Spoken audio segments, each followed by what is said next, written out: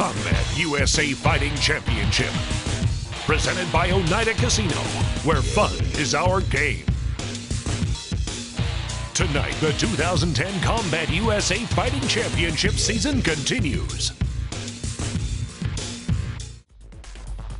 Tonight on Combat USA Fighting Championship, we'll give you a chance to watch a few of the fights from our June 18th event at the Rave in Milwaukee.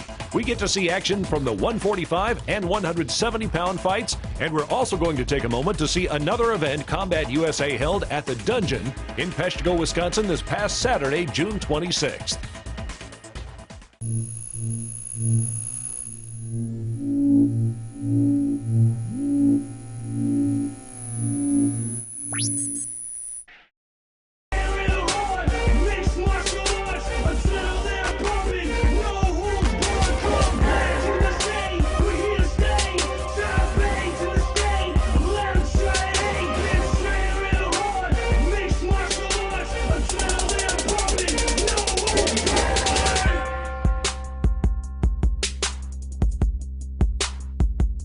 Unfortunately, Sam Tao out of Rising Sun in Wausau was not able to compete today. He was supposed to fight Josh Cassie to see who moves into the finals. So we want to bring Josh Cassie into the cage here, talk a little bit. Come on in here, Josh.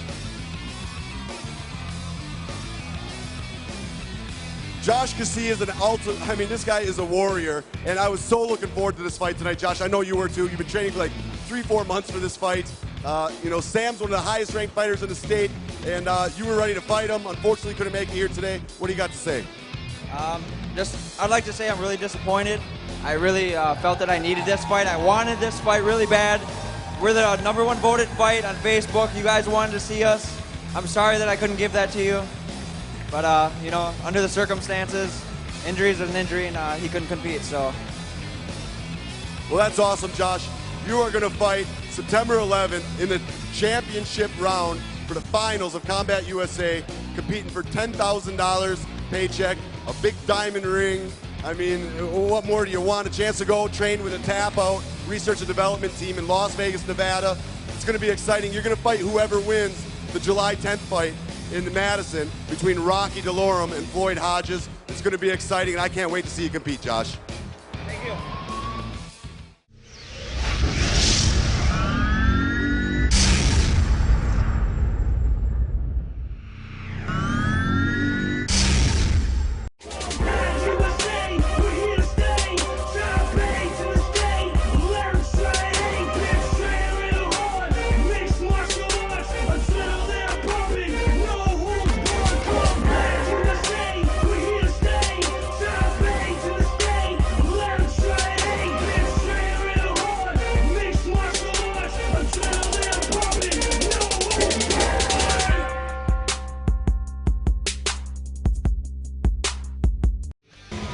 Captain Morgan now making his entrance.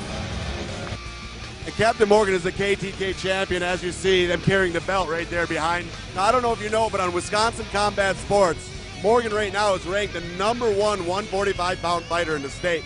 I'm interested to see how he does here today, if he lives up to that and moves on to the finals.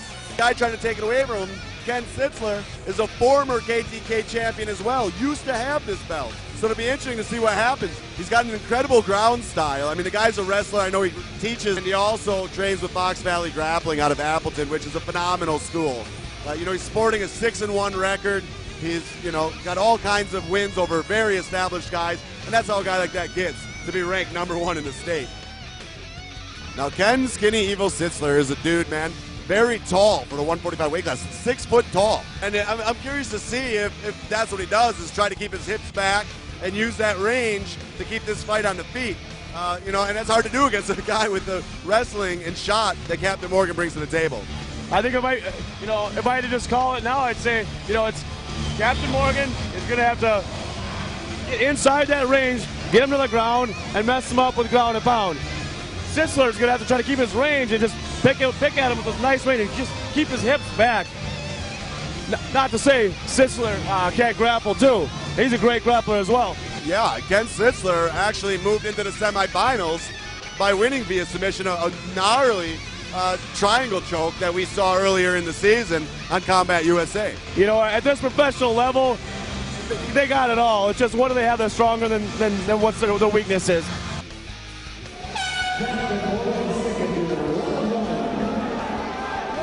Sitsler with that southpaw stance. Oh, there's kick directly for the shot. Morgan's got an impressive shot. Got in the open guard of Sitsler. Looks like he's just trying to get some posture to maybe drop some bombs. Sitsler's looking for a sweep. Now, when you say open guard, explain to everybody what exactly an open guard is. Basically, the exact opposite of what's happening here. If his feet are open, not locked up like that, then it's the open guard. When they're closed like they are now, that's the closed guard. So right now he's rocking the closed guard. Yeah. You don't have as many options from the closed guard, but you're a little bit safer. You can kind of keep control of his hips, keep him on you, keep him close to you anyway. If he plans on getting on top, he's going to have to open that guard up and use those legs to sweep, at least to get his hips swinging to the sides. But right now, I think they're just they're working with their underhooks. Captain Morgan's got that nice right arm. Oh, just gave up the underhook.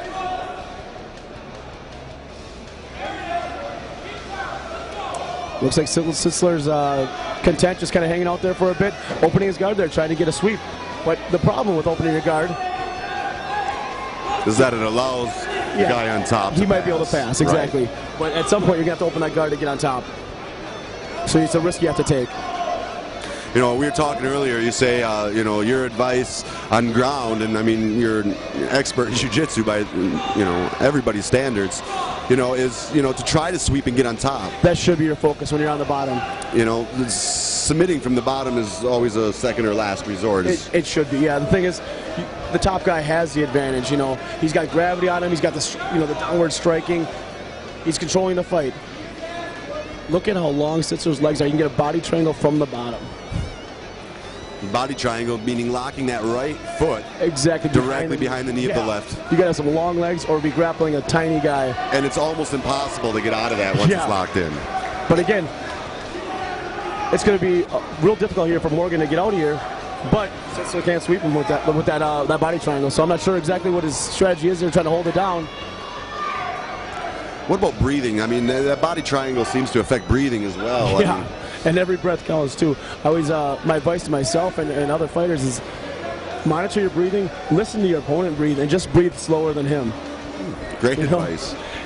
Because when you can't breathe, nothing else matters. Yeah, I heard a great quote by old man Reece Shaner saying, "Fatigue makes cowards of all of us." Just meaning, if you're fatigued, you cannot keep pushing on. You go back to your instincts. I got to get out of here. I got to turn away. I got to retreat. And that's when it starts to go downhill for you.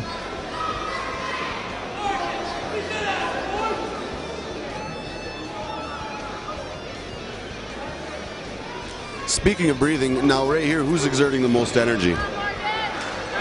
There's not much action going on. Morgan's trying to push a little bit. I guess it depends on the comfort level. Has Sitsler been training a lot from his back? If so, maybe he's relaxing because Morgan's going through all this work, trying to get past it.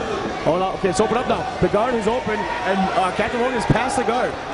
Into side control. Dropping some elbows. Little crossface, trying to, there you go, create some space, and over into full mount. Oh, full mount. And this is where you tee off. Sitsler's got to make something happen. Here come the punches. He's fishing for the arm, possibly for the arm bar. I see that, sliding that left arm underneath. This is why we punch from the mount. Sure, you might be able to get the knockout from there, but for them to stop themselves from getting knocked out, they're going to have to reach up at you, cover, or turn away. And right now, Sitsler's reaching up, giving armbar cues left and right. Working for that full mount sweep. Just not going up your hook. Interesting. He gave up the full mount to go back to cross mount. Oh, looks like he's going for Americano with the legs, and he gets a tap out from it. Americano with the legs. From the scarf position. And Captain Morgan is going to the finals. Congratulations to Captain Morgan. He is a submission expert and extremely excited to be moving on. Ladies and gentlemen, it is official. At 4 minutes and 19 seconds into the first round, winner by tap out by the armbar. Moving on to the next round in the red corner, Captain Morgan.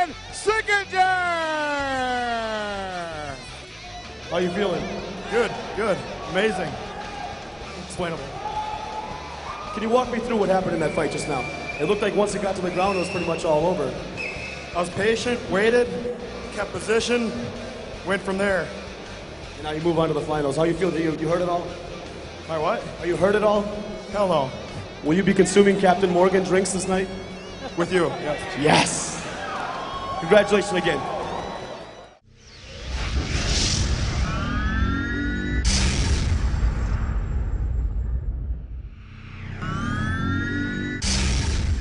Enjoy an adventure filled with thrills and fun. Oneida Casino offers guests the excitement of first-class entertainment with non-stop casino action and the luxury of the Radisson Hotel and Conference Center. Try your luck at slots and a variety of table games, plus high-stakes bingo, poker, and off-track betting. Visitors to Oneida Casino will never go hungry, no matter what you're in the mood for. Watch the area's best live entertainment free in the Oneida Casino Lounge. Oneida Casino. Fun is our game. The Cage Training System. Clearly the most versatile and efficient MMA training equipment on the market, gives your gym the advantage to create champions. The linking log construction saves space and can be put together anywhere in your gym and without any tools. Open cage panels provide multiple training space. Closed cage panels create title holders. CageTrain.com. July 10th, Alliant Energy Center, Madison, Wisconsin. See Floyd Hodges fight Rocky Delorme at 135 pounds. At 145, watch James Huge and Japan Peterson battle Javier Vega. And then a brutal matchup between Jordan Foss and Maurice O'Neill at 170 pounds.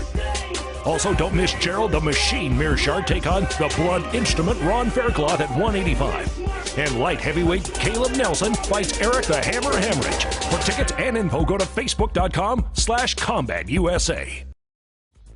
Before the break on Combat USA, we spoke with Josh Cassie as he moves on. And we watched Captain Morgan Sickinger take home a win.